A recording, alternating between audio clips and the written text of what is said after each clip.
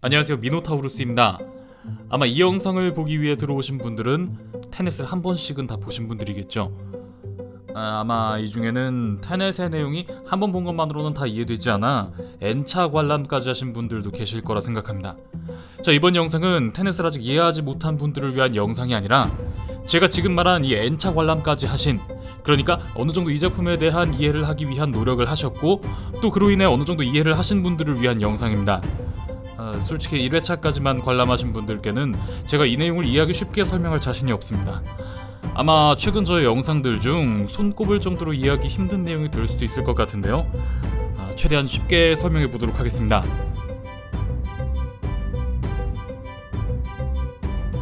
자, 회전문. 이 회전문을 들어가면 반대쪽 문으로 나오게 되며 그 순간부터는 시간이 역행하게 됩니다. 이것을 이 영화 테넷에서는 인버전이라고 하는데요. 자, 이 영화는 결국 시간여행 영화입니다. 다만 그 방법이 지금껏 있어왔던 수많은 시간여행 영화들에서 보여주지 않은 완전히 새로운 방식, 인버전이라는 것을 제시하고 있다는 차이일 뿐이죠. 이 영화 테넷에서 보여주는 이 인버전을 이용한 시간여행 방법은 이전의 다른 작품들처럼 원하는 그 시간대에 딱 맞춰서 보내주는 그런 편리한 방식이 아니라 회전문을 들어가서 반대쪽 회전문으로 나오는 순간부터 이제까지 지나온 순간들을 그대로 되짚어 그렇게 원래의 시간 흐름의 속도 그대로 천천히 과거로 거슬러 올라가게 되는 방식입니다. 여기에 과거의 자신을 만나 정체를 들키면 존재 자체가 소멸해버린다는 설정이 더해져서 과거의 주인공과 정체를 감춘 미래의 주인공이 서로 다른 시간의 흐름 속에서 싸우는 전에 없던 새로운 액션 장면이 탄생할 수 있었죠. 바로 이 과거의 주인공과 미래에서 온 인버전된 주인공이 싸우는 장면. 이 장면에 앞서서 관객들로선 언제부터인지 확실히 알 수는 없지만 인버전된 주인공에게 어느 순간부터 원인을 알 수 없는 상처가 생겨 있습니다. 미리 출혈을 발견한 것이 오슬로로 향하는 컨테이너 아니었던 것뿐이지 이 상처가 언제부터 있었는지는 우리는 정확히 알 수 없죠. 하지만 이내 오슬로의 프리포트에서 과거의 주인공과 조우하여 격투를 하게 되는 인버전된 주인공은 이 상처가 언제 생긴 것인지 확실하게 알게 됩니다. 바로 과거의 자신과 싸우던 중 과거의 자신이 인버전된 자신의 팔을 칼로 찌르자 다쳤던 팔이 다 나아버렸으니까요. 주인공이 인버전된 상태이기 때문에 순서가 반대인 것이죠. 순행하는 시간의 자신이 과거의 시간에서 인버전된 미래의 자신의 팔을 칼로 찌른 것이니 당연히 더 이후의 시간에서 역행해온 칼에 찔린 상처를 가진 인버전된 주인공의 입장에서는 과거의 주인공이 칼로 자신의 상처를 찔렀다 빼니 상처가 감쪽같이 사라지는 건 당연한 일이겠죠. 케이크를 반으로 자르는 순간을 동영상으로 찍고 나서 나중에 이걸 거꾸로 재생하면 쪼개진 케이크에 칼을 가져다 대자 다시 한 덩어리로 붙는 것처럼 보이는 걸 생각하면 이해가 쉽겠죠. 자, 이렇듯 이 장면에서 우리가 알 수 있는 건 주인공이 인버전된 상태에서 상처를 입는 것은 순행하는 시간의 흐름에서 볼 때는 상처를 입는 것처럼 보이지만 역행하는 시간의 입장에서 본다면 원래 있던 상처가 순식간에 회복되는 것처럼 보인다는 점입니다. 시간의 흐름의 방향에 따른 관점의 차이라고 할 수 있겠는데요. 인버전된 주인공, 칼맞음, 곧 상처의 회복. 이 점을 잘 기억해주세요. 자, 이번에는 인버전된 상태에서 공격을 받은 또 다른 인물의 상황을 이야기해볼게요. 영화의 후반부, 스탈스크 12의 지하 그라운드 제로에서의 상황입니다. 주인공이 위기에 처한 순간 바닥에 누워있던 시체가 갑자기 일어나 주인공 대신 머리에 총을 맞고 되살아나 뒤로 뛰어가며 사라지죠. 이 시체는 주인공을 살리기 위해 인버전되어 온 닐이었습니다. 자, 주인공을 살리기 위해 닐이 인버전된 상태로 와서 희생하는 장면. 굉장히 인상 깊은 장면입니다. 인버전이라는 것을 영화 내에서 이렇게 극적으로 활용한다는 점도 참 놀랍고요. 그런데 이 장면 유심히 잘 생각해보면 굉장히 이상합니다. 이 장면에서 인버전되어 과거로 온 닐이 총을 맞는 장면은 어렵게 생각할 것도 없이 이전에 인버전된 주인공이 오슬로 공항 프리포트에서 과거의 자신과 격투를 하다가 칼을 맞은 장면의 상황과 똑같은 상황이죠.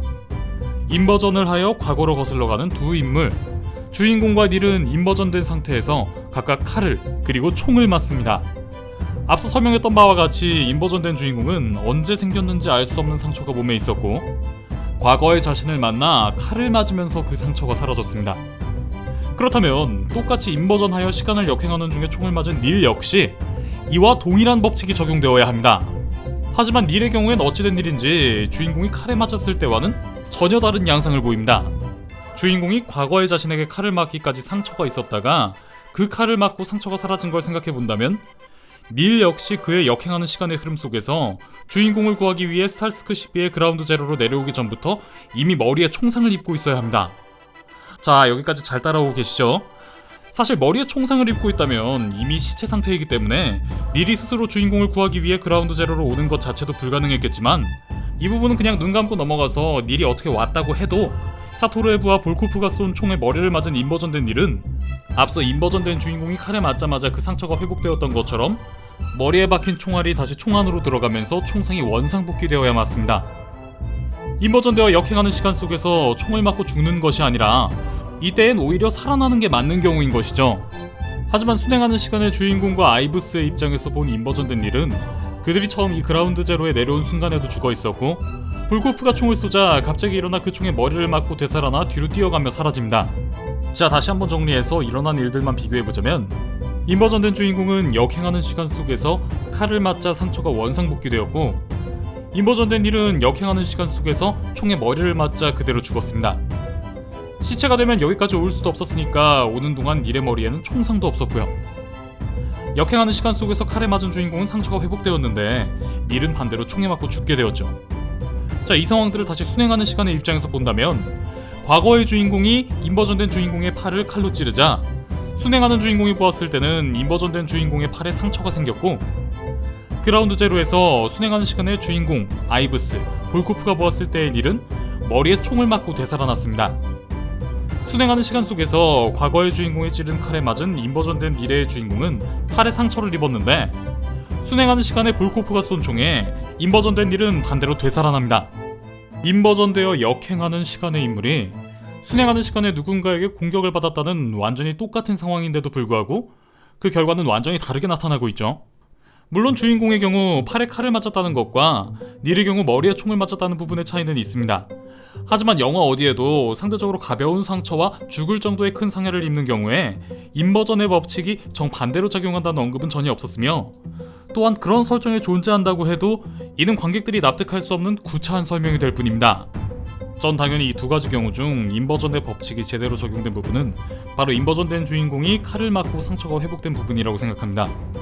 닐의 경우가 긴박한 순간 더 드라마틱한 상황이 연출된 부분이긴 하지만, 지금 설명한 내용과 같이 닐이 총을 맞는 상황의 모든 것이 이전에 설명된 인버전의 모든 설명과 맞지 않고 모순되기 때문입니다. 이 부분은 내용 따라가며 파악하기 급급한 1, 2회차 관람 때에는 절대 보이지 않는 이 영화 테넷의 허점인데요. 어떻게 이런 허술하다면 허술하다고 할 수 있는 오류가 이 영화 테넷에 발생한 걸까요? 진짜 정말 감히 예상해보건대 이는 인버전을 활용하여 최대한 극적인 상황을 뽑아내는 데 집착한 놀란 감독의 실수이지 않을까.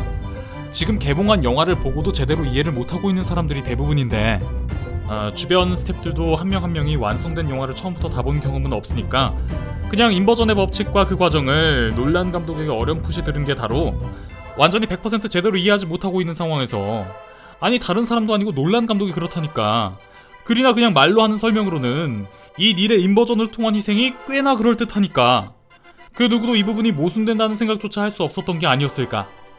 인버전된 닐 장면의 모순은 그렇게 탄생한 불상사가 아니었을까 감히 생각합니다. 테넷, 지금 극장에 걸려있는 작품들 중에선 최고 존엄의 작품이죠. 다른 감독도 아니고 놀란 감독의 작품이기 때문에 감히 이 작품에 대해 비판한다는 건 정말 용기가 필요한 일입니다. 이제껏 제 채널 영상 보신 분들은 아시겠지만 저는 남들이 다 명작이다 라고 말하는 작품도 제가 별로였으면 별로였다고 얘기했고, 남들이 다 재미없는데 저한테 재미있었으면 저는 재미있었다고 얘기해왔습니다. 그러니까 이번에도 예외 없이 솔직히 얘기할게요.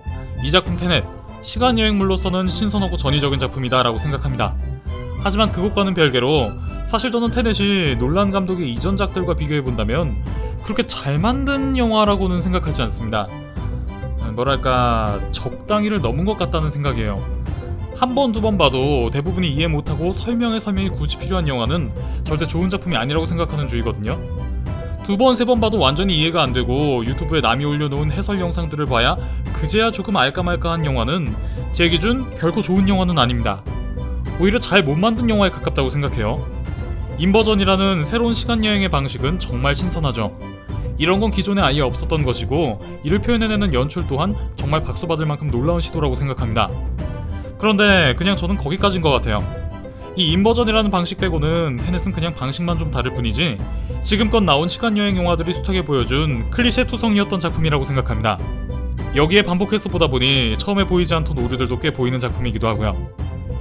이번 영상의 내용은 영화를 보면서 저 역시 긴가민가 했던 부분이었는데 채널 구독자 박민수님께서 마침 제게 이 부분에 대한 의문을 담은 메시지를 주시어 함께 이 서로 다른 인버전의 결과에 대해 이야기를 나누었던 내용들을 영상으로 담은 것입니다. 영상 제작에 도움을 주신 구독자 박민수님께 정말 감사드립니다. 이 영상의 내용들에 추가로 구독자 박민수님께서 더 깊이 있게 테넷에 모순되는 설정과 오류들을 정리한 내용이 있는데요. 이 부분은 고정 댓글로 남겨두도록 하겠습니다. 테넷의 오류에 대해 궁금하신 분들은 이 내용도 참고해주시면 감사하겠습니다. 그럼 지금까지 미노타우루스였습니다.